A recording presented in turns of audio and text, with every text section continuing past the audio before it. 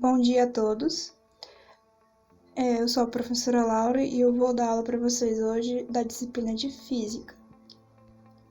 E o assunto que a gente vai abordar hoje é a respeito das leis de Newton, certo? Vou dar uma breve introduçãozinha para vocês a respeito delas. Nós temos aqui a primeira lei de Newton. A primeira lei de Newton, ela também é conhecida como o princípio da inércia. E o que é que diz a primeira lei de Newton? Ela vai dizer que o corpo vai tender a permanecer em repouso ou em movimento retilíneo uniforme. O movimento retilíneo uniforme ele também é conhecido como pela siglazinha de MRU. Se as forças resultantes que atuarem sobre ele forem nulas. Bom, a gente viu aqui o conhecimento teórico, mas como é que a gente vai associar isso na prática? A gente pode ver isso em exemplos clássicos do nosso dia a dia, coisas que a gente acha que não tem, podemos dizer assim, muito sentido, nem nada a ver, mas lá a gente pode observar alguns conceitozinhos básicos de física, como, por exemplo, a gente está num ônibus, ou até mesmo num carro, pode ser também, e ele está acelerado. Esse veículo vai se encontrar acelerado. Só que de repente ele vai frear de forma bem brusca. Aí você tá lá relaxado, né? Lá no seu lugar, muito bem despreocupado, e de repente ele freia nessa forma bem brusca. Você sente o seu corpo sendo jogado para frente. Isso vai acontecer porque o seu corpo vai ter a tendência de continuar em velocidade constante e em linha reta, certo? Então, isso faz-se também a gente relevar um ponto bem importante, o uso do cinto de segurança, que ele ajuda também na prevenção de acidentes. Isso também é um ponto bem importante que a gente tem que levar em consideração. Bom, outro caso que a gente pode fazer, um experimento bem simples que a gente pode fazer em casa, é a gente pegar um copo e em cima desse copo a gente vai pegar e vai pôr um pedacinho de cartolina e sobre esse pedaço de cartolina a gente vai pôr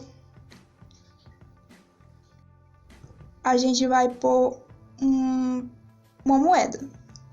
Quando eu puxo esse pedaço de cartolina em um movimento bem rápido, eu posso observar que a moeda vai cair dentro do copo e lá ela vai permanecer inerte, parada. Isso vai ocorrer devido à inércia que vai ter nesse processo todo que eu fiz.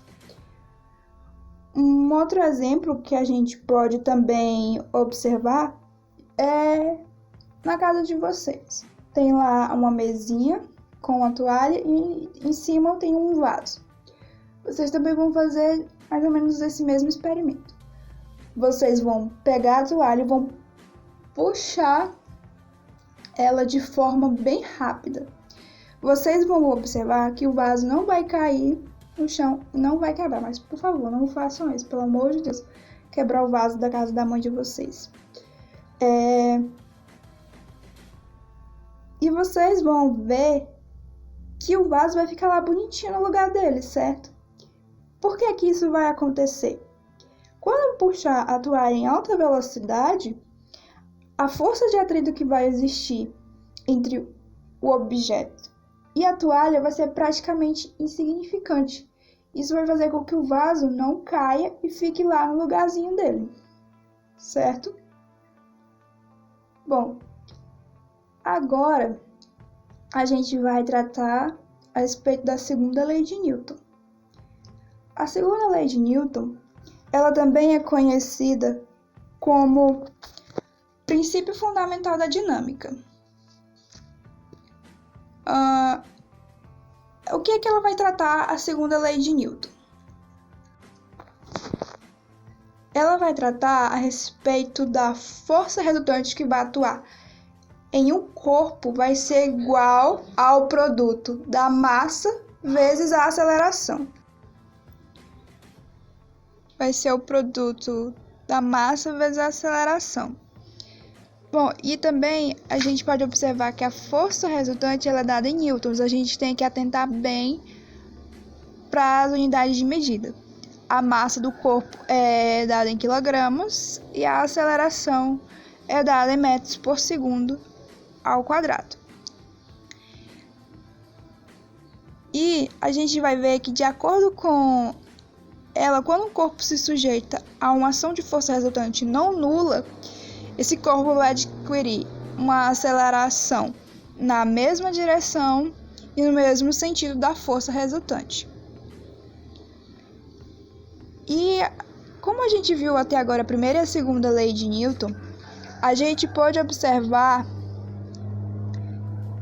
que a lei da inércia ela foi concebida pelo físico inglês Isaac Newton, mas ela foi concebida a partir de observações que já tinham sido feitas anteriormente por Galileu Galilei. E junto com a segunda lei de Newton, elas vão formar um conjunto de leis que vão fundamentar a mecânica clássica. Só essa informaçãozinha aqui rápida que eu queria deixar para vocês. Bom, agora nós vamos ter um exemplo aqui que a gente vai trabalhar a formulazinha da segunda lei de Newton que a gente acabou de ver. Um exemplo clássico que a gente tem no nosso dia a dia, que a gente pode ver a aplicação da segunda lei de Newton, é quando a gente vai empurrar uma caixa, por exemplo. Aí nós temos aqui o Joãozinho está tentando empurrar essa caixa. Mas ele não sabe a força necessária que ele vai aplicar para poder empurrar essa caixa. Então, como é que a gente vai fazer? A gente vai pegar a fórmula, que vai ser força igual a massa vezes a aceleração.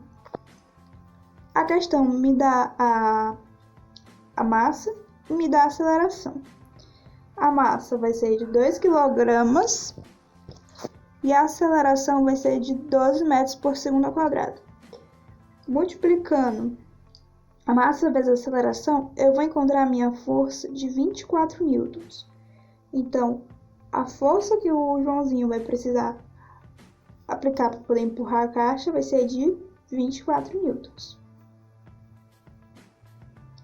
Outro exemplo que a gente pode ver no nosso dia a dia, um exemplo bem simples, é quando a gente vai no supermercado, por exemplo. A gente vai fazer compras.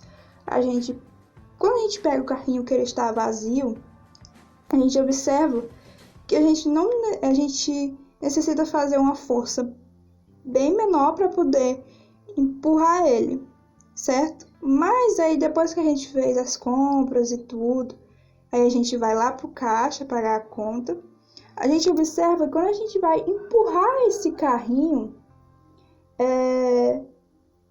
a força que a gente vai aplicar para que ele atinja aquela mesma aceleração vai ser uma força um pouco maior, para que ele possa começar a se movimentar, certo?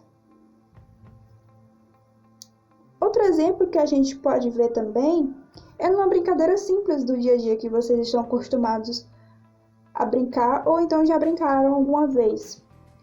Um exemplo é do cabo de guerra. A gente pode ver bem a questão da aplicação da segunda lei de Newton. Eu vou pôr um simulador aqui para vocês poderem observar melhor como é que acontece isso. Bom, aqui a gente vai poder ter uma visão melhor a respeito do que eu estava falando para vocês. Nós temos aquela brincadeira simples, né, do cabo de guerra. Eu vou pôr aqui, ó, todas as forças bonitinho para vocês verem. Soma das forças e a velocidade. Aí eu vou pôr bonequinhos iguais.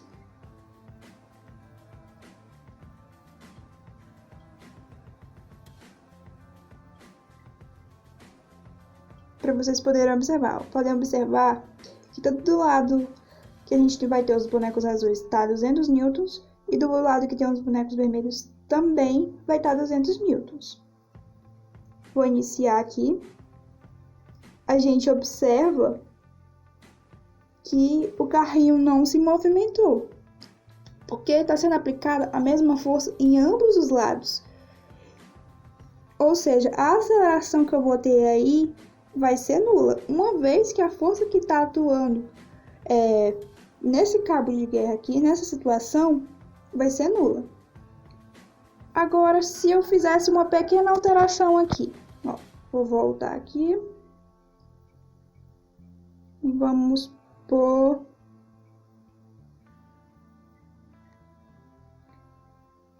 esse bonequinho menorzinho aqui, ó. A gente já observa que do lado que vai ter os bonecos vermelhos está 150 newtons. Já do lado que tem os bonecos azuis está 200 newtons. Vou iniciar aqui, ó.